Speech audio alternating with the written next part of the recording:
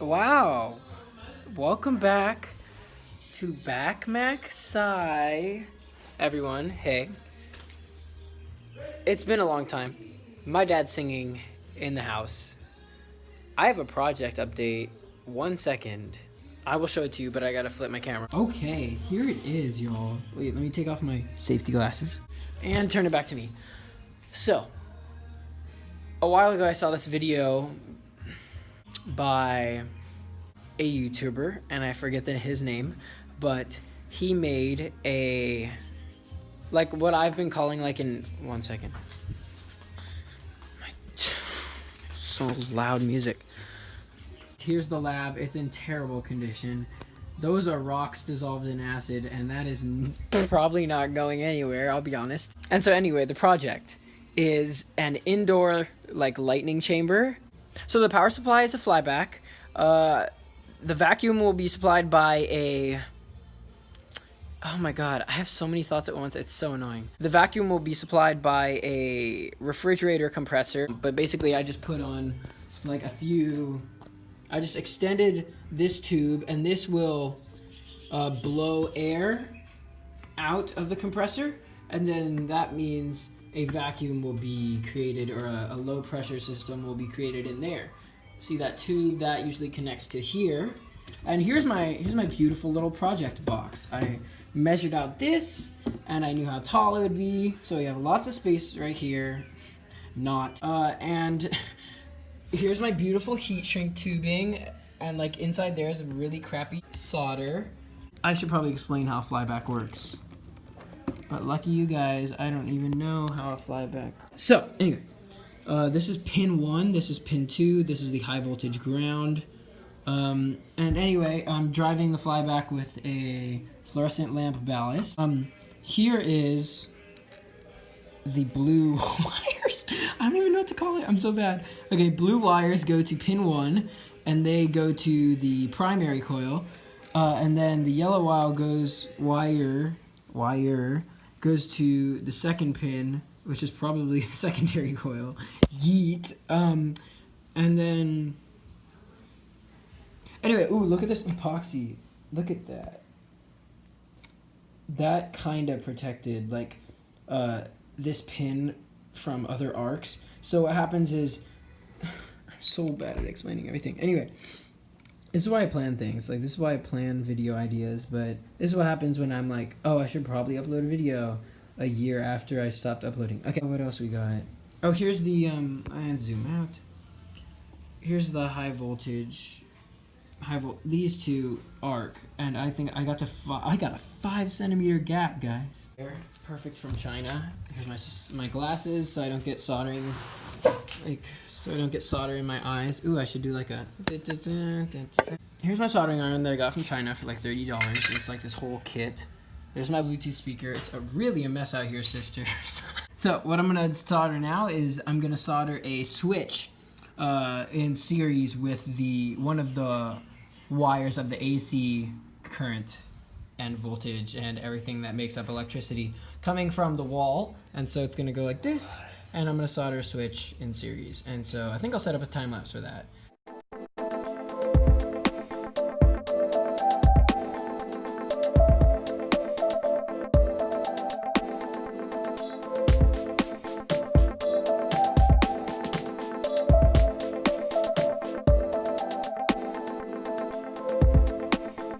Okay, I got lazy.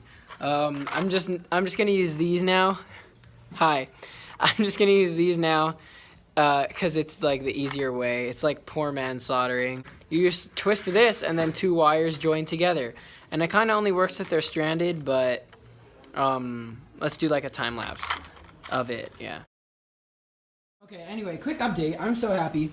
I finally wired my switches. So here are our switches. They go like this. This is how switches work. Off, on, off. If this side's off, this has to be on. You know the drill. This one is for... Awesome.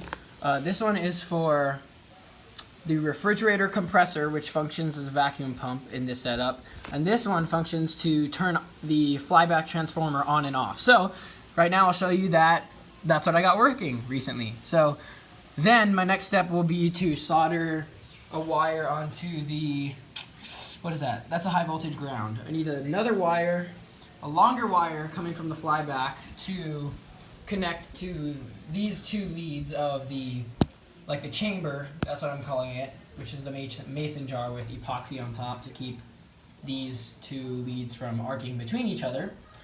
So I'm gonna solder a longer wire on here next, and a longer wire on here. This is the other high voltage side. Fuck, I wish I knew science. Here we go, let's plug in the flyback first and show you that I got the switching mechanism working. Okay. You're listening closely. I don't know if you can hear it, but it's buzzing. And so now we show you. Ready?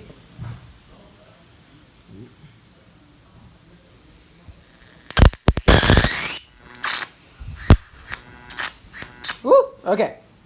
That's the flyback. And then we turn it off. There we go. And now I can show you the refrigerator compressor. It just makes noise. Can't really prove it. Can't really prove that it's like doing air pressure. But I can tell you that it makes noise. And it kind of like rumbles. Okay, so we just unplug this, the flyback thing. One sec, let me hold it under my chin. I dropped it. Okay, here's that. And that goes in there, if I can do it. Putting it I'm using my pelvis as like the normal force, whatever. There we go, it's in. As he said again. So now we just flip this and listen to it start up. See if you can hear it. That's the tube that air is coming out of. Anyway, then I turn it off and the sound stops.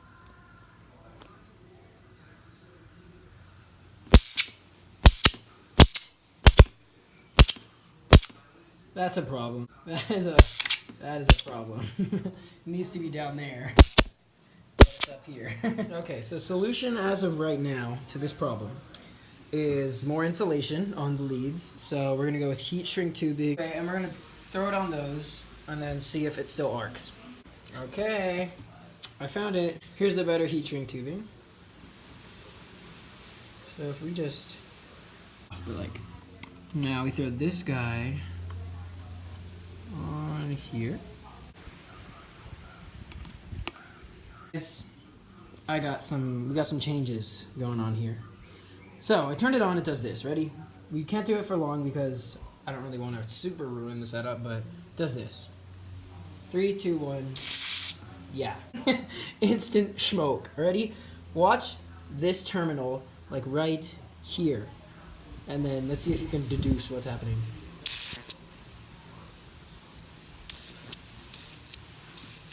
So what's happening is there's like some sort of current running through this lid because the current and voltage and electricity heat is running through these, and it wants to, of course, find the path of least resistance, and that path apparently is through like I'm gonna guess 2-3 millimeters of epoxy and wire like insulation instead of this much air.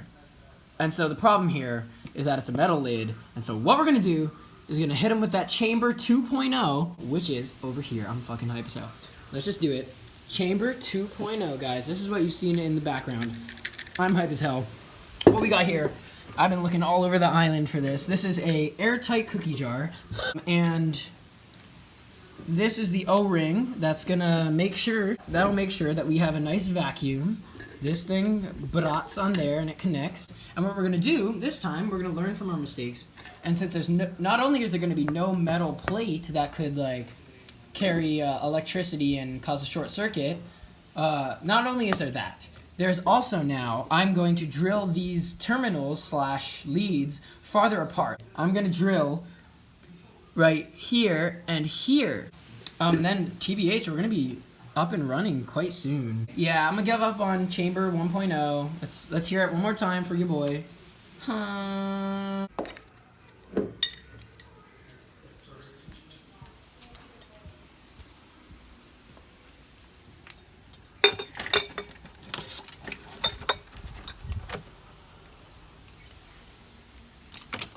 Alright, so here's the bit. This is a cobalt glass and tile. Which one is this, Dad? Which one of these? Is it a fourth? That's 1/4 inch, yeah. 1/4 inch bit. And we're going to drill this center hole first for the vacuum tube. Thanks. So we're going to drop this in here. See if that works. Okay. Alright, here we go. Middle hole. Let's do it. Slow it first. Don't put too much pressure on it. Alright, we're switching out this larger bit for a smaller bit right here so that we can drill the hole for the leads. Here we go, hole number 2. Wait, let me zoom in on it. There it is, a little whacker, a little more whack, it chipped slightly, but it's also not cracked, and that's the main thing. Check it out. Okay. It cracked on my last one. Like, complete splinter. So, I'll go pick up another chamber tomorrow. That's just the learning process, you know? I'll be gentler next time, but like, what the fuck? Whatever. Alright. Good night, guys. Okay. I just ran the box of hell. So the box just like popped. The box as in this. This just popped. Something inside of it. Most likely the ballast, because it sounded like that's where it came from. But I can't think of any other things that like make popping sounds. So it popped, and then now the switch mechanism doesn't work. And like, there's no arcs. So I'm trying to figure out like the source of the error right now, or the source of the problem right now. I'm so schizophrenic. Oh my goodness. Hey Billy. Good news. I just found out it's inside the ballast. There's a fuse that must have popped or broken, because when I turn on this switch, the ballast switch. Okay, what the hell is wrong with me? I think I'll try to show you guys the like right now. The you know. So one sec. Now listen over here. So yeah, that's that. I might have to get a new ballast, I guess, and it sucks because they're like $27. Oh, and the reason it happened was because I turned on the switch when the electrodes, the wires that have the arc between them, they were too far apart for the arc to jump across, and so I think that's what blew the fuse. I don't know how, but all I know is that I have to replace the ballast. So, meh.